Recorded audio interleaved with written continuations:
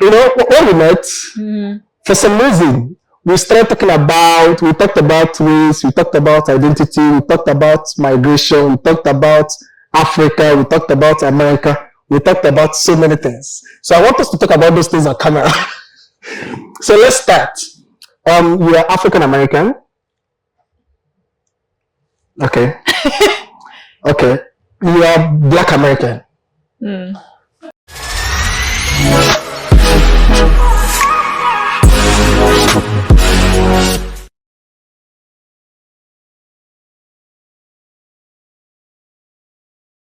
Tell us. I mean, what's your name? And why are you my guest? Oh, I'm going to answer that. Okay, my name's Juliette. I'm 27. Oh, I'm okay. a Capricorn. People don't really introduce themselves with their age. That's interesting. I didn't know if you wanted the full bio. But... You said you're Capricorn too. I've never heard people introduce themselves. They say their age and they say they're still Capricorn. I do. Okay. What else? How do you introduce yourself? How else? If you meet a stranger and then, or you in a group. I don't meet strangers. Okay. you may say a group setting and people are introducing themselves. How do you introduce yourself? Say hi. My name's Juliette. Just that. Yeah. Add something else. Make it 2 sentences or 3 sentences. Hi, my name's Juliette. I'm here. I don't know. I don't do formal introductions. You just say hey and you move on. Oh, okay. That was a quick one. So hey, this is Juliette. Let's move on. So when we met, for some reason, we talked about race, we talked about identity, we talked about migration, we talked about Africa, we talked about America, we talked about so many things. So I want us to talk about those things on camera. So let's start. You are African American. Okay. Okay. You are Black American. How do you identify when it comes to identity, when it comes to the racial component of identity? How do you identify? So there's, I guess, a few ways one could identify themselves. How do you identify? With my identity? Yes. So I'm biracial, which means what does that mean? Races. What race and what race? So white, so like white American. Ancestry further back is like German, Lithuanian, some European countries. But for the most part, the past several generations of my family, the white side, have been in America. And then the Black side, my dad's family is from Trinidad and Tobago. And so that would be like, you could say Black Caribbean, you could say Black, but yeah, African American those aren't the same. I need to understand that, because when it comes to racial component of America, it's always Black/African American. So I know that many people might characterize you to belong to African American. So how do you negotiate that if people without asking? Negotiate. I'm not negotiating. I just exist. Do you get to explain, if someone's, like I said, African American, do you get to try to explain, oh, I'm biracial, oh, I'm this, oh, I'm that? Do you get to do that? I mean, if there's a moment and the person cares to know, then I'll explain. If not, I'm not gonna force the information on people. I don't really, if someone identifies me wrong, it doesn't really bother me. Because sometimes people think I'm Latina or I don't know. Let's get the list of all the identities. Yeah, I get 1, African American, like I did. Yeah. 2, Latina. Yeah. 3. I don't know, what else have I been called? I mean, I think for the most part, people can tell, yeah, she's a little Black. Most people get that. Because, there's Black, Latin people, Dominicans have, African ancestry. So they're like, yeah, you know, she's some type of black. But yeah, I don't really introduce or like force that conversation on people if people aren't interested. But I also think that's with any part of my life. I don't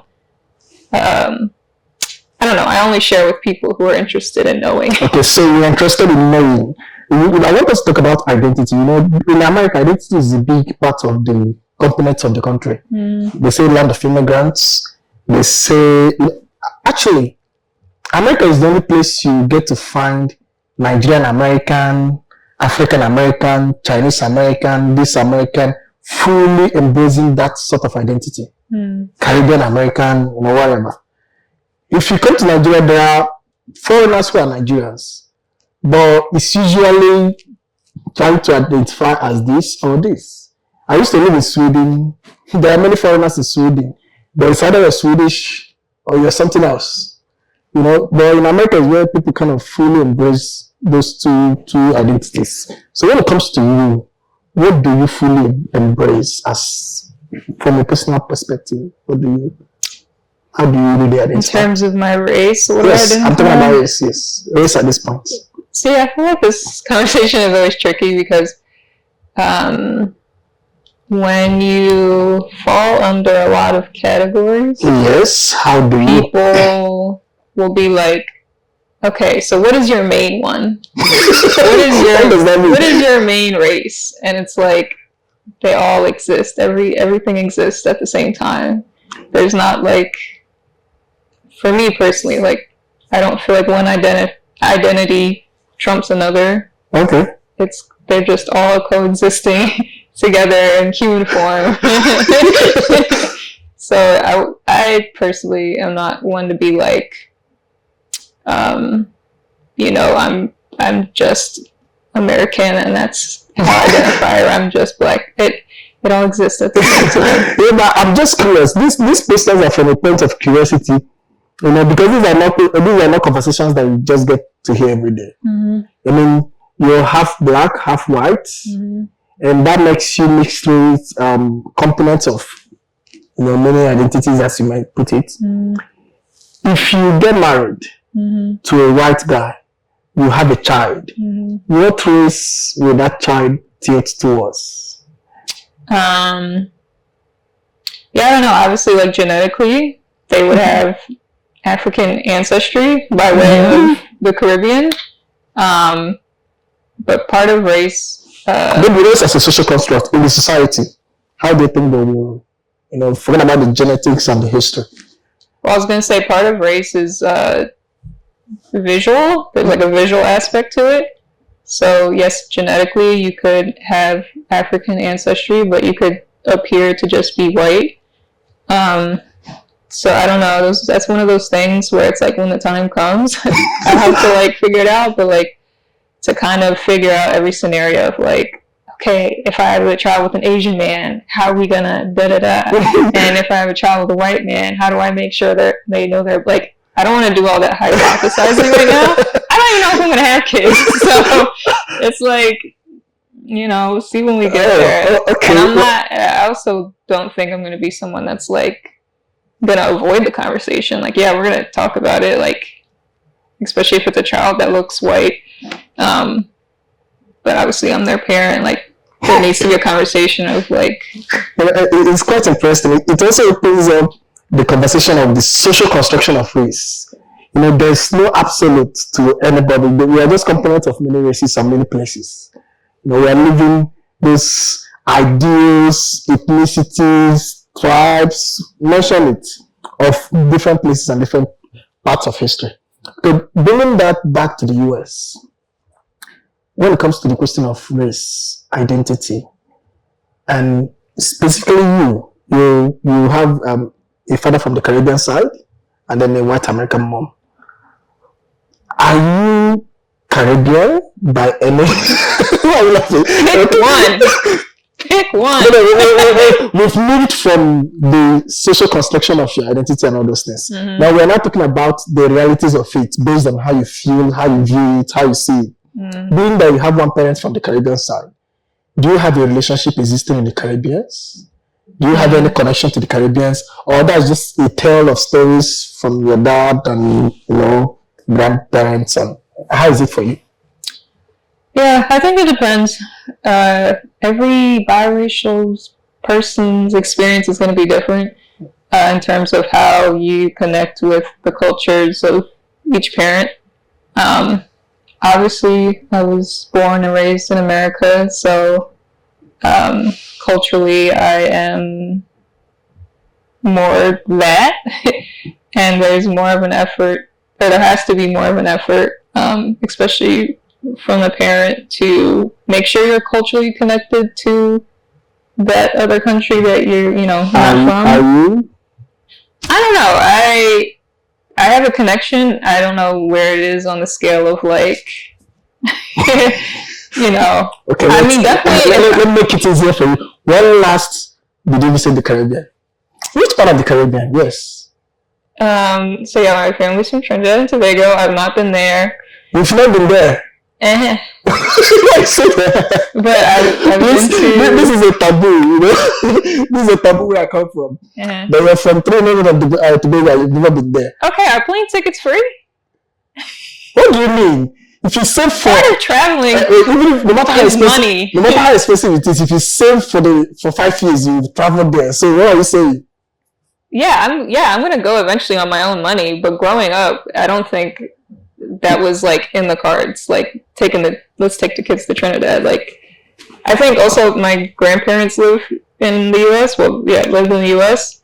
So maybe if they lived back in Trinidad, there'd be more of a motivation to be like, okay, let's take them to see grandparents. But so, what generation are you based on? Who moved to the U.S.? Great grandparents or great grandparents or your parents? My grandparents. Oh, okay. I mean, so I think my grandma. You are the second generation. Yeah, but my dad was still born there, but they all immigrated after. Okay. Your dad was born in Caribbean and then moved with the parents. Then what generation did that put you? That puts you in first generation. Yeah, on my dad's side at least. Yes,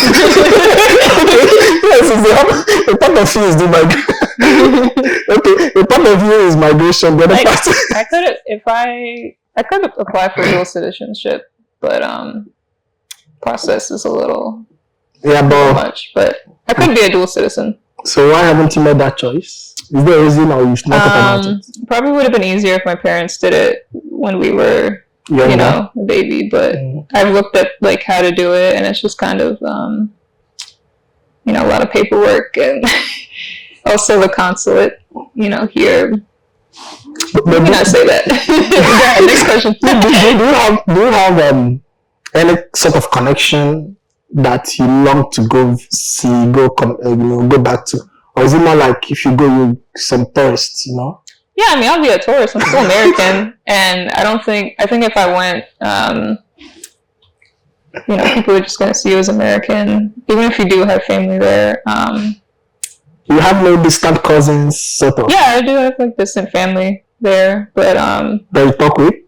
No, I don't talk with. You're gonna be a tourist, actually. Yeah. So let's move from your identity to talk about, you being a product of, I hope that's the right language. You being a child of an immigrant dad. Yes. Did that play any role into your understanding of how America works, how the world works, and even into your thought around the issues of migration when it comes to the political parts? Does that come up? Do you even think of that, or that's a far long ago identity kind of stuff? Well, my dad immigrated here when he was pretty young, so he spent most of his life in America. Oh, okay. Okay, then that would be a different case entirely. Yeah. So, I guess there's not much of a cultural shock there. I don't know. So that means even your dad wouldn't be very, very, your dad will not be culturally a Caribbean. He would be an American culturally. I would say he was more culturally that than me. I mean, yes, than you, but I mean, compared to what's happening. compared to the Caribbean food, dance, dressing, way they speak, all those cultural stuff. Your dad would be more of an American. Not compared to you, but compared to other Caribbeans. I mean, I don't know what his life experience was growing up, but I mean, it's definitely a different experience if you have two Trini parents and opposed to me that just has one, and one that grew up in America. But so yeah, I don't know. So let me ask the tough question. Oh, who are you like, mom or dad? In terms of what? Everything. That's a summary kind of conclusive thing you have to decide. Okay. I mean, personality, I'm more like my mom. So you're right. I just said personality. You see how you want me to pick a side? Yeah, I didn't to pick a side, Please, I'm a whole person. When it comes to identity politics, especially since I moved to America, I became very more conscious about it. It's such a real thing, such a real thing that everything matters to people. How you talk, how you behave, how you act, how you dress, from race down to gender, down to some other preferences. So I'm just trying to understand you growing up with being mixed race. How is that? Was that different than with a black kid? Was that different if you're a white kid from your own perspective? Was that did that play any role, or you were shaded? I mean, I'm talking about specifically the social consciousness of these things. Are you asking like if people treated me different? Or like, Yeah. No, not really. Why not really? I mean, where I live, I guess in particular. So were you shielded from it? Because I know that there are conversations about black communities. There are conversations about white communities and inequalities that go on in these places. And then for a mixed race kid who happens to have a component of both identities, how do you negotiate these realities of a black kid? Negotiate. Okay. Honestly, I don't think it's as like mind blowing as you might think it is. It's not. At least in my life growing up, it was not that big of a deal. Probably. Like it wasn't. I was not outcasted. There was also a lot of other biracial kids around me, so it's not like I'm the only one. I don't know. So that did not play into your different stages of development. I know there are traditionally black colleges, there are black schools, like those kind of things, institutions attached to race or attached to blackness or attached to. Where do you fit in those kind of conversations? White people can attend black universities. Yes. Yeah. Of course. I mean, of course I know. But I'm asking. I'm trying to maybe the thing we are driving at. Okay, maybe I should be more plain. When it comes to racial inequalities, when it comes to conversations about race, conversations about privileges, where do you fall in? Like, where do I stand? Not where do you stand. Where do you fall in as someone who receives privileges or do not get privileges? Yeah, maybe the question is okay. Are you scared of the police? Is police your friend? Yeah. Your answer will tell me a lot. Not personally, my friend. Where do you go? Because outside of Philadelphia. Matters. Outside of Philadelphia. So what's the neighborhood predominantly? What race? Black, large Mexican community, and then population of whites, kind of like mixed. Oh, okay. But yeah. So, but when it comes to this, don't tell me this feel very again. When it comes to your personality, your behavior, your language, your diction, how you speak, does this go towards which culture? Black culture? Yeah, bro. So it goes towards black culture. Okay. So now the white part doesn't come. I mean, I don't know what white culture would look like. It would be the thing that is not black, you know. Black is the unique culture, you know, unique, you know, kind of people who want to identify with that culture. Like Eminem wants to be black, you know. You know, so apart from that uniqueness, every other person could be anything. So are you that unique, or you are the part of the every other thing? I mean, I grew up around Black Americans. My school, majority Black Americans. Most of my friends are Black. But it's also like never been like a conscious like I should be hanging out. I don't know. It's just not a thought, and I think you're asking me almost like, what path did you choose? And I don't know. I just feel like you shouldn't even be the one directing my question, because it's only when I moved to America that consciousness came about. Before moving to America, the consciousness of race was as low as you can think of. My consciousness of identity was, you know, you don't think about it. It just doesn't appear. But when you come down here... What about colorism, though? Huh? What about colorism? Colorism, back in Nigeria, West Africa, colorism is a big thing, and it's basically in one domain, and it's in the domain of beauty standard.